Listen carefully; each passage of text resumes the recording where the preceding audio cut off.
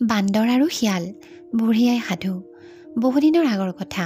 এখন হাবিত এটা বান্দৰ আৰু এটা শিয়াল আছিল। দুয়ো নলে গলে লগা বন্ধু। থকা খোৱা দুয়ো একেলগে কৰে। যি পায় দুয়ো ভগাই খায়। এদিন দুয়ো হাবিৰ মাজত আহাৰ বিচাৰি ঘূৰি ফুৰিছিল। এনেতে সেইফালেদি কিছুমান মানুহে বিয়া ঘৰলৈ বুলি গাখীৰ গুড় কল কুঁহিয়াৰ ভাৰ বান্ধি লৈ যোৱা দেখিলে। তাকে দেখি শিয়ালটোৱে বান্দৰটোক ক'লে, সখী চোৱাচোন সৌ মানুহবোৰে ইমানবোৰ খোৱা বস্তু লৈ গৈ আছে। সেইবোৰ খাবলৈ পালে বৰ ভাল লাগিব। এতেকে এটা বুদ্ধি কৰা যাওক। আমি দুয়ো অলপ দূৰত হাবিৰ মাজত লুকাই থাকোঁ। যেতিয়া মানুহবোৰ আহি আমাৰ ওচৰ পাবহি মই মাতিম হোৱা আৰু তুমি মাতিবা খোৱা। আৰু দেখিবা সিহঁতে আমাৰ হোৱা খোৱা শব্দবোৰ শুনিলে ভয় খাই সকলোবোৰ বস্তু ইয়াতে পেলাই লৰ মাৰিব। কথামতেই কাম। দুয়ো হাবিৰ মাজত লুকাই থাকিল আৰু মানুহ কেইজন আহি ওচৰ পোৱাত শিয়াল আৰু বান্দৰৰ হোৱা হোৱা আৰু খোৱা খোৱা শব্দ শুনি সিহঁতে বাঘ সিংহ আহিছে বুলি ভাবি ভয় খাই সকলোবোৰ খোৱা বস্তু তাতে পেলাই ভিৰাই লৰ মাৰিলে। মানুহকেইজন পলাই যোৱা দেখি বান্দৰ আৰু শিয়ালৰ নথৈ আনন্দ লাগিল। দুয়ো সকলোবোৰ খোৱা বস্তু লৈ হাবিত সোমাল। হাবিৰ মাজত সোমাই বান্দৰে শিয়ালক ক'লে, সখী আমি বস্তুবোৰ ইয়াতে খাবলৈ বহিলে যদি সেই মানুহকেইটাই সিহঁতৰ বস্তু বিচাৰি উভতি আহে তেন্তে আমাক ইয়াতে পালে মাৰি আধ্যা কৰি সকলোবোৰ খোৱা বস্তু কাঢ়ি লৈ গুচি যাব। এতেকে এটা কাম কৰা যাওক। মই খোৱা বস্তুবোৰ লৈ এই ওখ গছডালৰ ওপৰত উঠোঁ আৰু তুমি তলত থাকা। কাৰণ তুমিতো গছত উঠিব নাজানা। ওপৰত মই মোৰ ভাগৰ বস্তুবোৰ খাম আৰু তোমাৰ ভাগৰ বস্তুবোৰ এটা এটাকৈ তললৈ পেলাই দি থাকিম। তুমি তলত বহি আৰামত খাবা। সেয়ে তুমি খোৱা বস্তুবোৰ মোক দাঙি দিয়া, মই ওপৰলৈ তুলি নিওঁ। বান্দৰৰ কথাত শিয়াল মান্তি হ'ল আৰু সি বস্তুবোৰ বান্দৰক ওপৰলৈ দাঙি দিলে আৰু বান্দৰে তুলি নি গছৰ ফেৰেঙনিত থবলৈ ধৰিলে। সকলোখিনি বস্তু ঠান-ঠিত লগাই থৈ অতাই বান্দৰে গছৰ ডালত বহি মহা সুখে নিশ্চিন্ত মনেৰে হেঁপাহ পলুৱাই খাবলৈ লাগিল। তাকে দেখি শিয়ালে গছৰ তলৰ পৰা মাত লগালে, সখী মোৰ ভাগ ক'ত? বান্দৰে কল খাই বাকলিটো তললৈ পেলাই দি ক'লে, সখী চাবা সেইটো কল গৈছে ধৰিবা। গাখীৰ খাই চুঙা আৰু টেকেলিটো তললৈ পেলাই দি ক'লে, তোমাৰ ভাগৰ গাখীৰ গৈছে ধৰিবা। কুঁহিয়াৰ খোৱা চুবা তললৈ পেলাই দি ক'লে, সখী চাবা কুঁহিয়াৰ গৈছে ধৰিবা। এইদৰে বান্দৰে শিয়ালক ফাঁকি দি সকলোবোৰ বস্তু খোৱা দেখি শিয়ালে খঙতে গছৰ গুৰি কামুৰি আৰু মাটিত আচুৰি পিচুৰি মনৰ দুখ মনতে লৈ তাৰ পৰা গুচি গ'ল। দিন বাগৰিলে। বান্দৰে সকলো পাহৰিলে।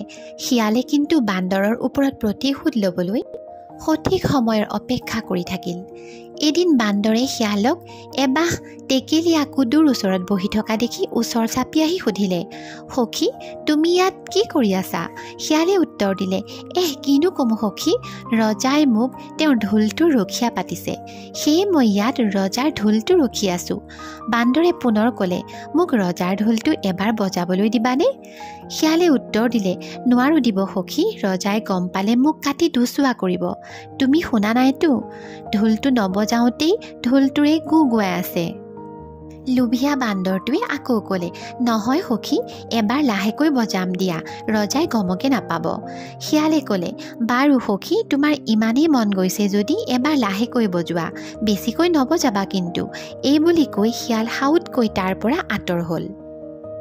বান্দৰে আনন্দতে কুদুৰ বাঁহত চাপৰ মাৰিলত গোটেইবোৰ টেকেলীয়া কুদুৰে তাক হাতে ভৰিয়ে গায়ে মুখে উবুৰি খাই পৰি কামুৰিবলৈ ধৰিলে আৰু বান্দৰৰ মুখখন উখহি দোন যেন হ'ল। বান্দৰে তত নাপাই বাগৰি জুগৰি চিঞৰি বাখৰি শিয়াল সখীয়েকক মাতিলে, সখী সখী আহা মই মৰিলোঁ। শিয়ালে দূৰৰ পৰা উত্তৰ দিলে, কল খাই যে বাকলিটো মোলৈ পেলাই দিছিলা, তোমাৰ মনত আছেনে? মই তাৰ পুতক ল'লোঁ। বান্দৰে ইনাই বিনাই কান্দিলে, কিন্তু শিয়ালে বান্দৰক তাতে এৰি থৈ তাৰ পৰা গুচি গ'ল। এইদৰে বহুদিন পাৰ হ'ল।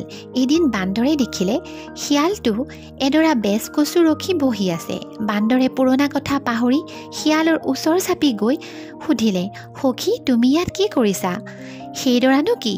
শিয়ালে হাঁহি মুখেৰে বান্দৰৰ ফালে চাই মাত লগালে, এইদৰে ৰজাৰ কুঁহিয়াৰ ৰসেৰে ভৰা মোক ৰজা ঘৰৰ পৰা ৰখীয়া পাতিছে। সেই দেখি ৰখি আছোঁ, ৰজাৰ হুকুমটো মানিবই লাগিব। কুঁহিয়াৰৰ নাম শুনি বান্দৰৰ মুখৰ পানী ওলাল। বান্দৰে ক'লে, মোক সৰু চাই এডাল খাবলৈ দিবানে? শিয়ালে ক'লে, আও তুমি কি কোৱাহে? ৰজাৰ কুঁহিয়াৰ মই তোমাক কেনেকৈ খাবলৈ দিওঁ? ৰজাই গম পালে মোক কাটি দুচোৱা কৰিব। লোভীয়া বান্দৰে বাৰে বাৰে অনুৰোধ কৰাত শিয়ালটোৱে ক'লে, ঠিক আছে বাৰু, কিন্তু এডাল কুঁহিয়াৰহে খাবা দেই। শিয়ালৰ অনুমতি পাই খকুৱা বান্দৰে ডাঙৰ কচু এডাল আনি লৰালৰিকৈ চুবাবলৈ ধৰিলে। তৎক্ষণাৎ বেজ কচুৱে তাৰ মুখত খজুৱাবলৈ ধৰিলে আৰু তাৰ তত হেৰুৱাই দিলে। আৰু সি চিঞৰি চিঞৰি শিয়ালক ক'বলৈ ধৰিলে, সখী মোক ৰক্ষা কৰা। শিয়ালে উত্তৰ দিলে, কল খাই যে মোক বাকলি খাবলৈ দিছিলা, আজি তাৰে প্ৰতিশোধ ল'লোঁ। তোমাৰ জানো মনত নাই? এই বুলি কৈ শিয়াল তাৰ পৰা আঁতৰি গুচি গ'ল। এই ঘটনাৰ অনেক দিন পিছত এদিন বান্দৰে ফুৰি চাকি থাকোঁতে দেখিলে যে শিয়ালে এটা পুৰণি নাদৰ ওচৰত বহি আছে। নাদটোৰ মুখখন মকৰা জালেৰে ঢাক খাই আছিল। বান্দৰে পুৰণি কথাবোৰ একেবাৰে পাহৰি গৈ শিয়ালক সুধিলে, সখী তুমি ইয়াত অকলে অকলে বহি কি কৰি আছা? শিয়ালে উত্তৰ দিলে, কিনো ক'বা সখী, ৰজাৰ ঘৰৰ এটা বিষয় মোৰ গাত সদায় লাগিয়ে আছে। এইখন বৰ ৰাণীৰ যৌতুকত পোৱা দোলা আৰু মোক তাৰে ৰখীয়া পাতিছে, সেয়ে মই ৰখি আছোঁ।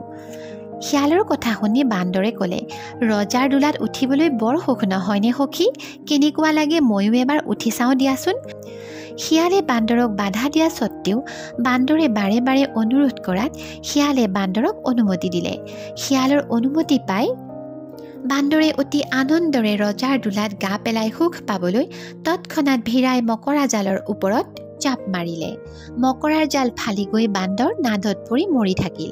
শিয়ালে নিজৰ প্ৰতিশোধ পূৰ কৰি তাৰ পৰা আনন্দ মনেৰে গুচি গ'ল।